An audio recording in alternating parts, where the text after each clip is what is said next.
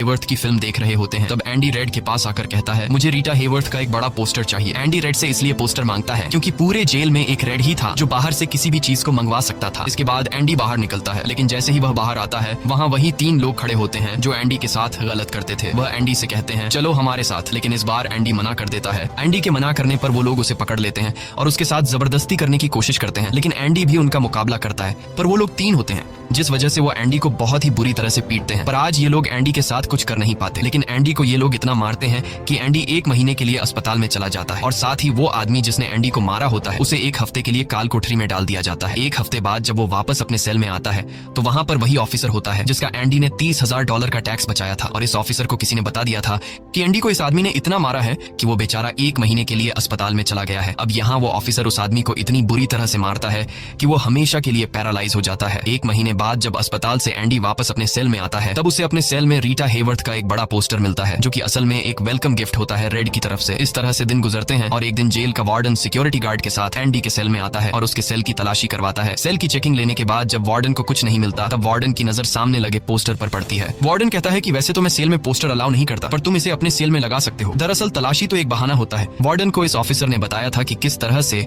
Andy ने उसका $30,000 का टैक्स बचाया, इसीलिए वार्डन अपने फायदे के लिए एंडी से मिलना चाहता था। एंडी के हाथ में बाइबल होती है जिसे वह ले लेता है और बाइबल को लेकर वह यहाँ से निकल जाता है। पर कुछ ही दूर जाने के बाद वह वापस लौट कर आता है और उसके हाथ में जो एंडी की बाइबल होती है वह उसे लौटाते हुए कहता है कि मुक्ति इसी में है। अगले दिन वार्डन एंडी को अपने ऑफिस में बुलाता है और कहता है कि तुम्हारे जैसे इंटेलिजेंट आदमी को जेल की सलाखों के पीछे नहीं रहना चाहिए। इसलिए वार्डन एंडी को लाइब्रेरी का असिस्टेंट बना देता है। लाइब्रेरी में वही बुक्स नाम का बूढ़ा आदमी होता है जो कई सालों से लाइब्रेरी संभाल रहा है। तभी वो ऑफिसर जिसके लिए एंडी ने $30,000 बचाए थे वह एक दूसरे ऑफिसर को एंडी के पास लेकर आता है। असल में उसे ITR का मसला था जिसे कुछ ही मिनटों में एंडी भर देता है, जिस वजह से पूरे जेल में एंडी के चर्चे होने लगते हैं। जैसे जैसे साल बीतते हैं एंडी के पास काम बढ़ता चला जाता है, जिस वजह से एंडी को अपने पास एक असिस्टेंट की जरूरत पड़ती है और वो अपना असिस्टेंट अपने सबसे अच्छे दोस्त रेड को बनाता है।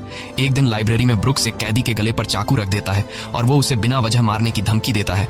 असल में सरकार ने उसकी सजा माफ कर दी है, पर वो इस जेल को छोड़कर नहीं जाना चाहता। आज उसे इस जेल में पूरे 50 साल हो चुके हैं। उसकी पूरी जिंदगी इसी जेल में बीत गई है और वो बिल्कुल भूल चुका है कि बाहर की दुनिया कैसी है। ये जेल की दुनिया ही उसकी असली दुनिया है और उसे लगता है कि अगर उसने किसी का खून कर दिया तो उसकी सजा बढ़ जाएगी और उसे इसी जेल में रखा जाएगा। एंडी के समझाने पर ब्रुक्स उस आदमी को जिसकी गर्दन पर उसने चाकू रखा था छोड़ देता है। अब न चाहते हुए भी ब्रुक्स जब जेल से छूटने के बाद बाहर आता है तो उसे बाहर की दुनिया बहुत अजीब लगती है। 50 सालों में बाहर की दुनिया की रफ्तार काफी ज्यादा बढ़ गई होती है। जहाँ सड़क पर पहले एक गाड़ी दिखती थी, अब सड़कों पर गाड़ियों की भीड़ है। कुछ दिन बाद वो एक सुपरमार्केट में काम करने लगता है, लेकिन उसका बाहर की दुनिया में बिल्कुल भी मन नहीं लगता। उसे बार बार जेल की याद आती है और वो जेल में वापस आना चाहता है। इसीलिए वो कभी कभी सोचता है कि वो कोई क्राइम करे ताकि वह फिर से इस जेल में जा सके। लेकिन ब्रुक्स इस उम्र में कोई भी क्राइम नहीं करना चाहता था और इस भीड़ भाड़ वाली तेज रफ्तार वाली जिंदगी में ब्रुक्स सर्वाइव नहीं कर पाता और अपनी जान दे देता है। मरने से पहले वो जेल में अपने साथियों के नाम एक खत लिखता है जिसे पढ़ते हुए सभी बहुत ज्यादा इमोशनल हो जाते हैं। वहीं हमें जेल दिखाई जाती है जहाँ पर वार्डन एक नया प्रोग्राम शुरू करता है। इस प्रोग्राम में जेल की कैदियों को बाहर ले जाकर काम करवाया जाएगा ताकि उन्हें पता चल सके कि मेहनत से पैसे कैसे कमाए जाते हैं। और कैदी भी इस काम के लिए मान जाते हैं क्योंकि वह सब भी बाहर की हवा खाना चाहते थे और इस तरह से वार्डन इन कैदियों से काम लेता है। पर इस प्रोजेक्ट के जरिए वार्डन को बहुत सारे कॉन्ट्रैक्ट मिल जाते हैं